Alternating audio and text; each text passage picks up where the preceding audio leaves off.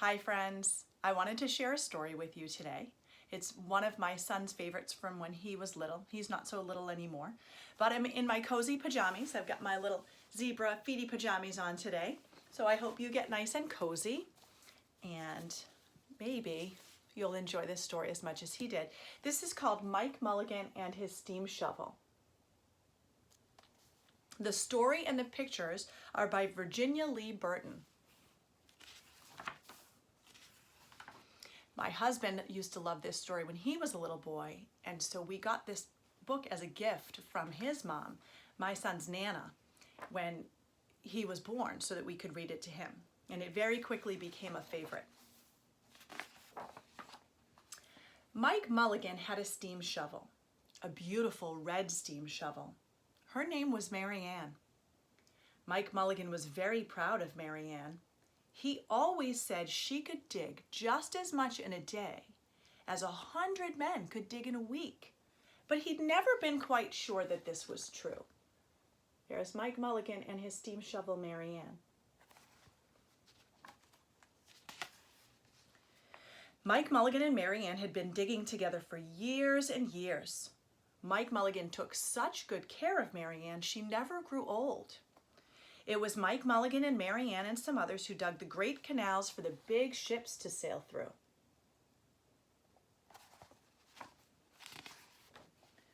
It was Mike Mulligan and Mary Ann and some others who cut through the high mountains so that trains could go through.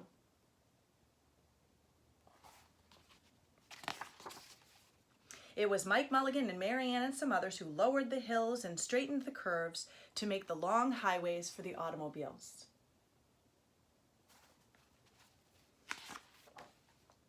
And it was Mike Mulligan and Mary Ann and some others who smoothed out the ground and filled in the holes to make the landing fields for the airplanes. And it was Mike Mulligan and Mary Ann and some others who dug the deep holes for the cellars of the tall skyscrapers in the big cities. When people used to stop and watch them, Mike Mulligan and Mary Ann used to dig a little faster and a little better. The more people stopped, the faster and better they dug.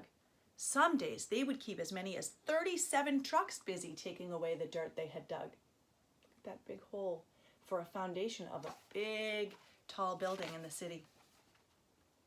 Then along came the new gas shovels and the new electric shovels and the new diesel motor shovels and took all the jobs away from the steam shovels. Mike Mulligan and Mary Ann were very sad. They didn't have any work to do. All the other steam shovels were being sold for junk or left out in old gravel pits to rust and fall apart. Mike loved Mary Ann. He couldn't do that to her. He had taken such good care of her that she could still dig as much in a day as 100 men could dig in a week. At least he thought she could. He was never quite sure if this was true. Everywhere they went, the new gas shovels and the new electric shovels and the new diesel motor shovels had all the jobs. No one wanted Mike Mulligan and Mary Ann anymore. Then one day Mike read in the newspaper that the town of Popperville was going to build a new town hall. "We're going to dig the cellar of that new town hall," said Mike to Mary Ann, and off they started.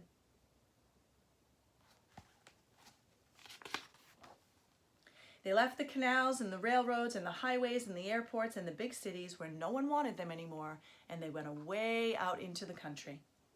They crawled along slowly, up the hills and down the hills, till they came to the little town of Popperville. There's Popperville right there. So they left the city and they went to Popperville. When they got there, they found that the selectmen were just deciding who should dig the cellar for the town hall. Mike Mulligan spoke to Henry B. Swap, one of the selectmen. "I heard," he said, "that you're going to build a new town hall. Mary Ann and I can dig that cellar for you in just one day." "What?" said Henry B. Swap. "Dig a cellar in a day? It would take 100 men at least a week to dig the cellar for our new town hall." "Sure," said Mike, "but Mary Ann can dig as much in a day as 100 men can dig in a week," though he'd never been quite sure that this was true. Then he added, "If we can't do it, you won't have to pay." Henry B. Swap thought this would be a great way to get part of his cellar dug for nothing. so he smiled in a rather mean way and gave the job of digging the cellar of the new town hall to Mike Mulligan and Mary Ann.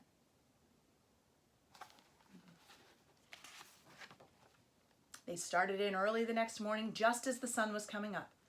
Soon, a little boy came along. "Do you think you'll finish by sundown?" he asked Mike Mulligan. "Sure," said Mike, "if you stay and watch us. We always work faster and better when someone is watching us." So the little boy stayed to watch. Little boy has his dog with him. Then Mrs. McGillicuddy, Henry B. Swap, and the town constable came over to see what was happening, and they stayed to watch. Mike Mulligan and Mary Ann dug a little faster and a little better. This gave the little boy a good idea. He ran off and told the postman with the morning mail, the telegraph boy on his bicycle, the milkman with his cart and horse, the doctor on his way home, and the farmer and his family coming into town for the day. And they all stopped and stayed to watch. That made Mike Mulligan and Mary Ann dig a little faster and a little better. They finished the first corner neat and square, but the sun was getting higher. Clang, clang, clang! The fire department arrived. They'd seen the smoke and thought there was a fire. But the little boy said, "Why don't you stay to watch?" So the fire department of Popperville stayed to watch Mike Mulligan and Mary Ann. When they heard the fire engine, the children in the school across the street couldn't keep their eyes on their lessons. The teacher called a long recess and the whole school came out to watch. That made Mike Mulligan and Mary Ann dig still faster and still better. There they go. They're going pretty fast. They finished the second corner neat and square, but the sun was right up in the top of the sky. Now, the girl who answers the telephone called up the next towns of Bangerville and Bopperville and Kipperville and Copperville and told them what was happening in Popperville. All the people came over to see if Mike Mulligan and his steam shovel could dig the cellar in just one day. The more people came, the faster Mike Mulligan and Mary Ann dug. But they would have to hurry. They were only halfway through and the sun was beginning to go down. They finished the third corner neat and square. There's all the people coming from Bangerville and Bopperville and Kipperville and Copperville over to Popperville to see if Mike Mulligan can do it. Never had Mike Mulligan and Mary Ann had so many people to watch them. Never had they dug so fast and so well. And never had the sun seemed to go down so fast.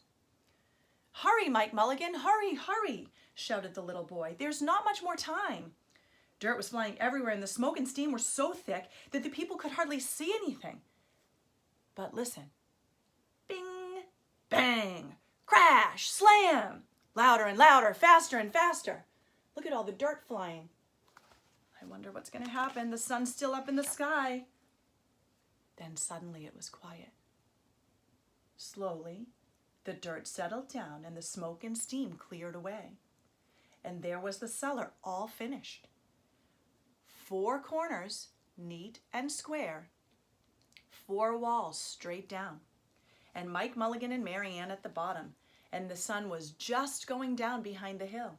"Hooray!" shouted the people. "Hooray for Mike Mulligan and his steam shovel. They've dug the cellar in just one day. He said she could do it." Suddenly, the little boy said, "How are they going to get out?" "That's right," said Mrs. McGillicuddy to Henry B. Swap. "How is he going to get his steam shovel out?" Henry B. Swap didn't answer, but he smiled in rather a mean way. And then everybody said, "How are they going to get out? Hi, Mike Mulligan. How are you going to get your steam shovel out?" Mike Mulligan looked around at the 4 square walls and the 4 square corners, and he said, "We've dug so fast and so well, we've quite forgotten to leave us a way out." Nothing like this had ever happened to Mike Mulligan and Mary Ann before, and they didn't know what to do.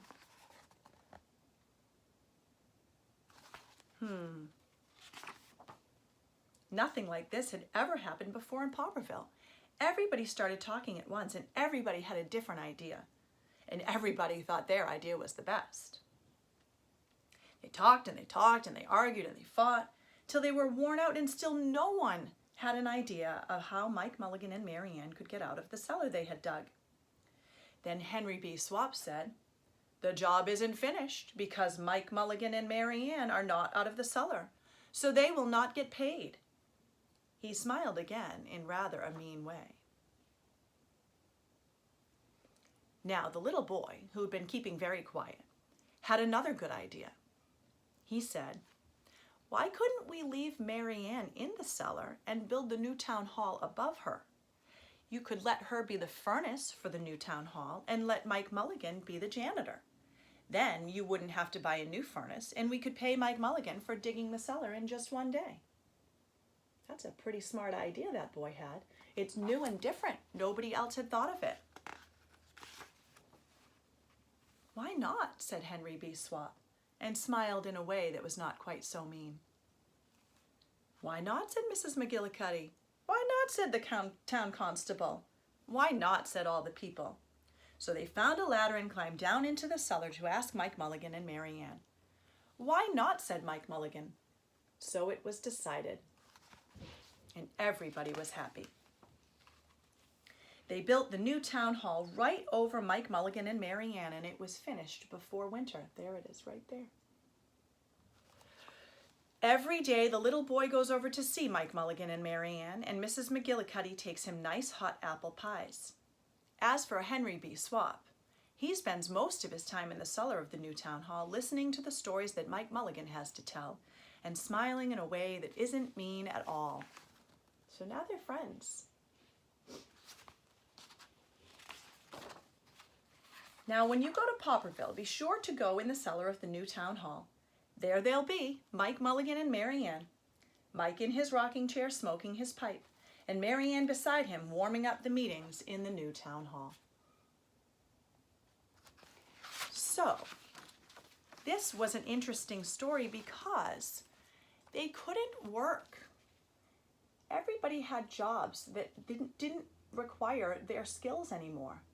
But they got very creative and they decided that they would dig for a different town, and then they got a whole new job out of it. Very, very different than what they'd been doing before, but still useful. And so we're experiencing that right now, right? We don't know what to do. We don't know how to do our schoolwork, but our teachers are putting some of the stuff online for us and we can learn in different ways. And then when we get to go back to school, we'll have all new ways of learning. And those are some of the things that Mike Mulligan teaches us. We can always think differently, right? I hope you have a wonderful day and that you get outside and get some fresh air and exercise and that you're getting plenty of rest and time with your family.